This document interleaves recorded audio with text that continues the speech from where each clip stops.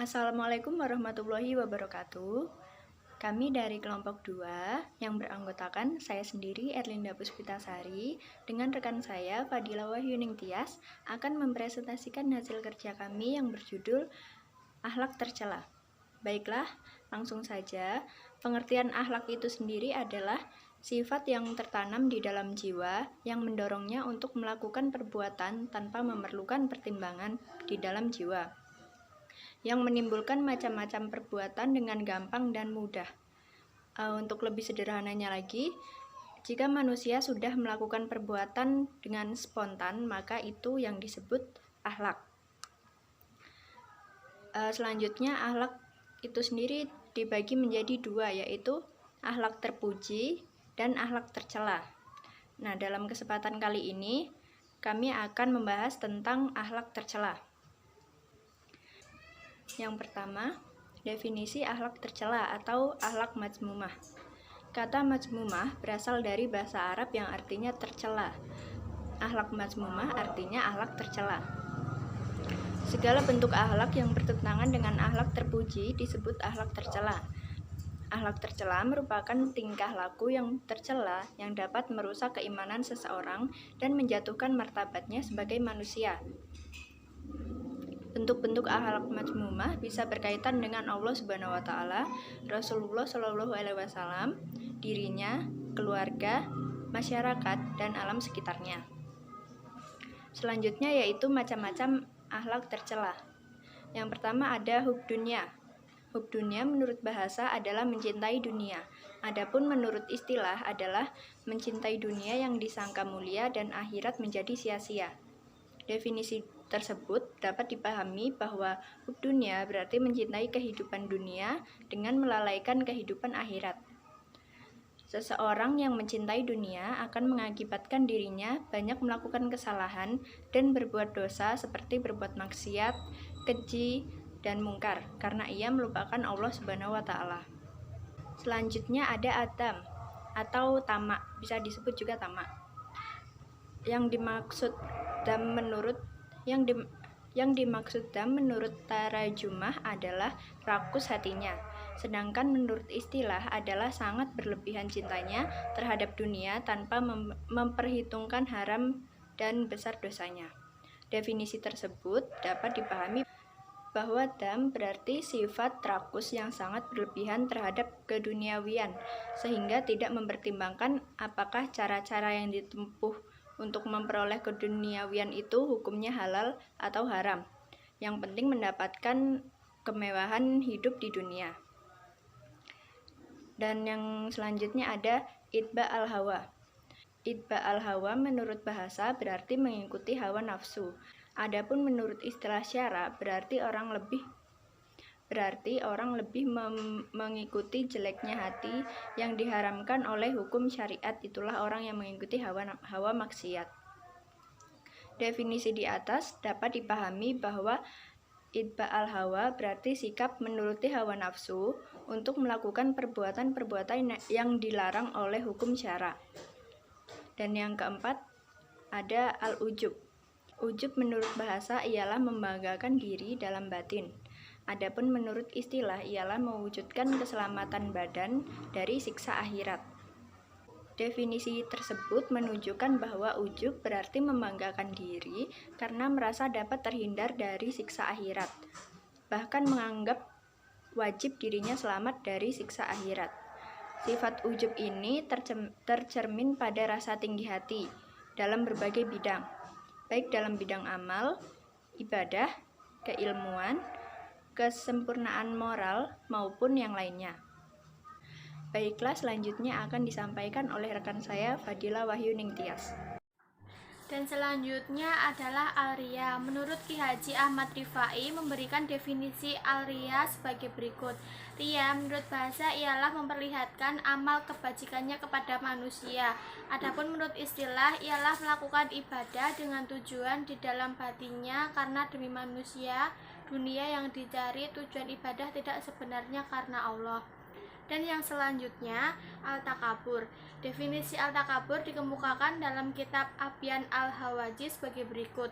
Takabur menurut bahasa berarti sombong karena merasa luhur. Adapun menurut makna istilah adalah menetapkan kebajikan pada diri sendiri, ada sifat baik dan luhur sebab banyak harta atau kepandaiannya. Definisi di atas menunjukkan bahwa takabur berarti menganggap dirinya besar dan mulia atau sombong yang disebabkan oleh adanya kebajikan atau kesempurnaan pada dirinya, baik berupa harta banyak yang dimilikinya atau ilmu yang dikuasainya maupun hal-hal lainnya. Dan selanjutnya adalah al-hasad. Definisi al-hasad diungkapkan dalam kitab Riayat al-Himad sebagai berikut. Hasad menurut bahasa dengki, sedang menurut istilah syar'a berarti mengharapkan sirnanya kenikmatan Allah yang berada pada orang Islam, baik berupa kebajikan ilmu, ibadah yang sah dan jujur, harta maupun yang semisalnya. Nah, sementara Al-Ghazali memberikan hilangnya kenikmatan itu dari orang Islam yang diberi kenikmatan tersebut. Dengan demikian, hasad berarti mengharapkan hilangnya kenikmatan dari orang lain. Selanjutnya, al-sumah. Definisi al-sumah dikemukakan oleh Ki Haji Ahmad Rifai sebagai berikut. Sumah menurut bahasa adalah diperdengarkan kepada orang lain. Adapun menurut istilah adalah melakukan ibadah dengan benar, lahiriah, ikhlas karena Allah yang Maha Pengasih dan luhur, kemudian amal kebajikannya diceritakan kepada orang lain supaya orang lain memuliakan terhadap dirinya. Itu sudah bercampur dengan haram. Hatinya tidak ridho menuju pada Allah, melainkan batinnya menuju karena dunia. Itulah sumah. Haram hukumnya sudah melakukan amal kebajikan. Nah, dari definisi di atas dapat dipahami bahwa sumah berarti amal ibadah yang telah dilakukan oleh seseorang dengan benar sesuai dengan hukum syara dan dengan niat yang ikhlas karena Allah. Kemudian amal ibadah tersebut ditutur-tuturkan atau diperdengarkan kepada orang lain agar orang lain memujinya dan menghormatinya. Dan di sini ada macam-macam dari al-sumah. Yang pertama anina atau egois. Yang kedua al-bahyu atau lacur. Yang ketiga al-buklu atau kikir. Yang keempat al-buhtan atau berdusta. Yang kelima al-kamru atau peminum khamer. Yang keenam al-kianah. Dan selanjutnya cara menghindari akhlak tercela. Yang pertama sabar. Hidup dengan penuh rasa bersyukur melatih manusia untuk hidup lebih sabar, yaitu bertahan dengan yang sudah ada dan terus berikhtiar dengan kemampuan yang masih dimiliki. Konsep ini disebut dengan as-sabru di dalam surat Al-Asr ayat 1-3.